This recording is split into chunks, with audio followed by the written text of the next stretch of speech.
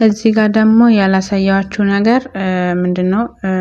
ከላይም ከታችም ከመገልበጣችሁ በፊት ከስር መጀመሪያ ዘይት ተቀቡትና ከዛ ከመገልበጣችሁ በፊትም እንደገና ዘይቱን ታደርጋላችሁ።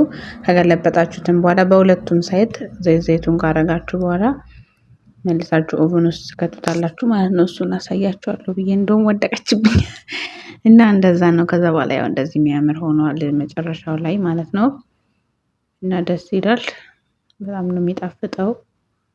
አጠር ባለ መልኩ ነው ያሳየኋችሁ እና ሙሉውን ደግሞ ከፈለጋችሁ በቅርቡ አሳያችኋለሁ ማለት ነው።